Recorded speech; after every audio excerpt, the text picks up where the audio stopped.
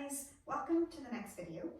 Gentle mobility continued. So we're going to be working with a band on this one at different points. So the movements that we're going to start with, if you want to leave the band down beside you, but we're going to start first of all just with connections between our hips, our core, our knees and our feet.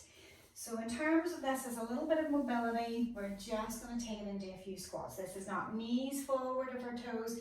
I'm sending my hips back, so I'm folding, I'm hinging, and I was just going down. I don't want you to go deep on this. This is just, I don't know at what point I've caught you in your day, but that idea that you're just sending the tailbone back, you're just keeping the knees in line, you're not drifting the knees together, that feeling of reaching back with your tailbone just to get that little bit of movement in through the hips.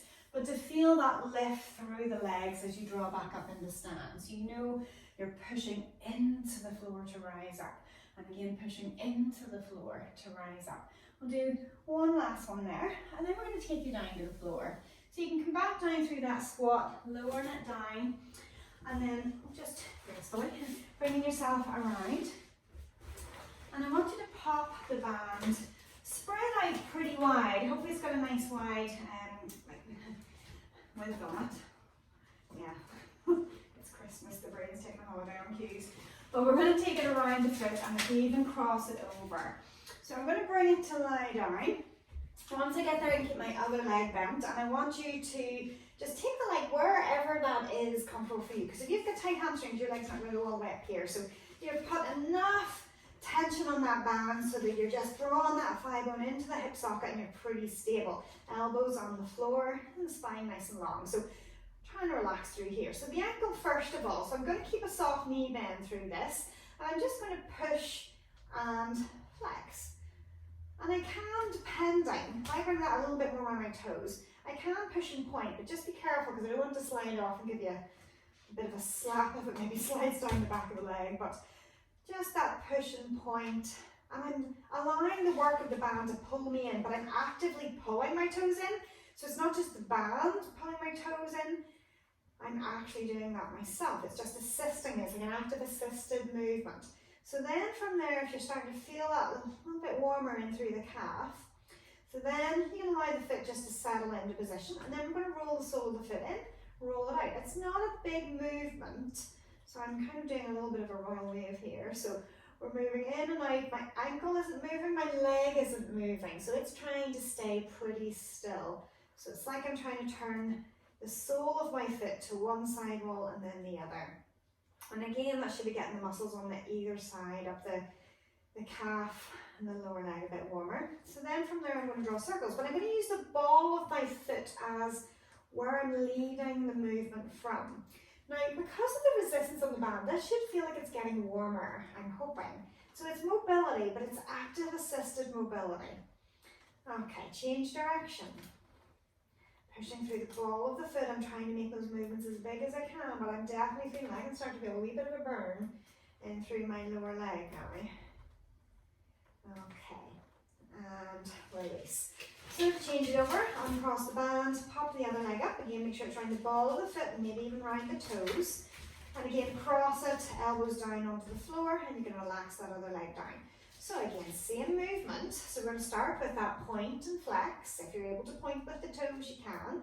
If it feels like that band's going to slide back down again, then don't go there. But then again, you're actively pulling the bridge of your foot, the toes towards your shin, by keeping the leg nice and still. Okay, once you've done roughly, we're doing roughly around 10. So then again, it's that royal wave with the ankle, keeping the knee still, keeping the ankle still. And depending on how mobile your foot is, will depend on how big this is. But if your foot isn't moving well here, this is a really good one for you to do because it's going to help encourage movement through your foot. Always will help with standing and just general movement. But again, using the resistance of the band as much or as little as you need to assist, but also maybe just a challenge. Okay, and then I'm going to do circles. I'm going to lead with the ball of my foot. This one, to me, doesn't feel as good as my other side, which in my mind, I thought this one was stronger, but it's having a day off maybe.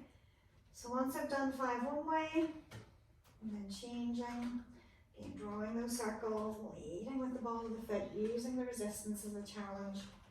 And then that's 5 in the other way. Okay, so you can draw it down. I'm going to bring you over onto your side and use the top hand to push, top leg to lengthen, and then bring it onto hands and knees.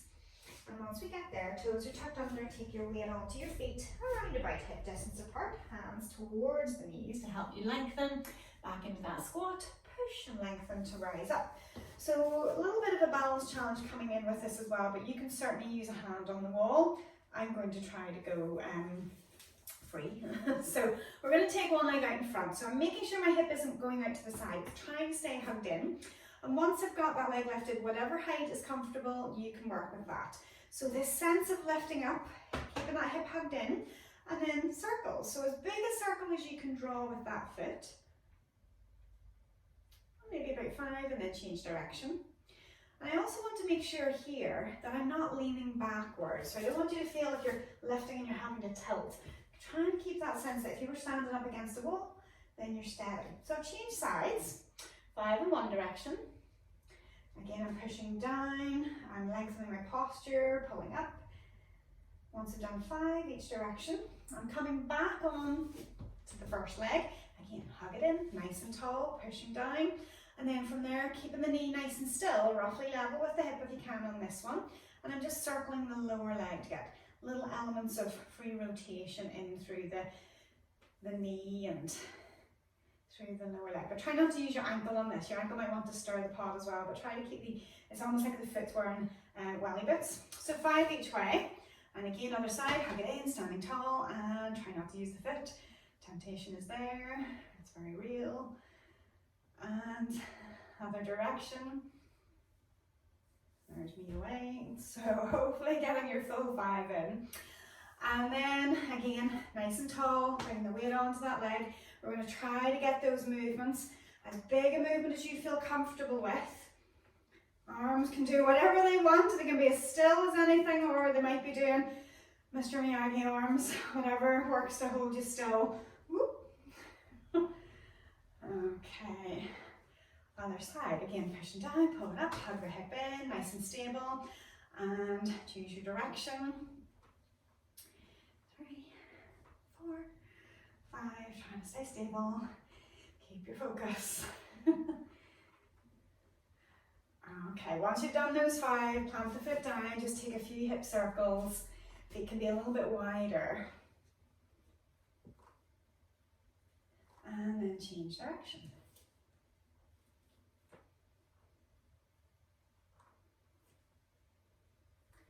Okay, so hopefully that has loosened up around the hips, the knees and the ankles, but feeling quite connected as well. So hopefully you've enjoyed this, hopefully that feels good.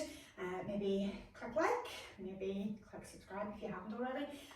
Leave a comment, it's always good to know whether you enjoy these, and we'll see you again soon, hopefully in another video.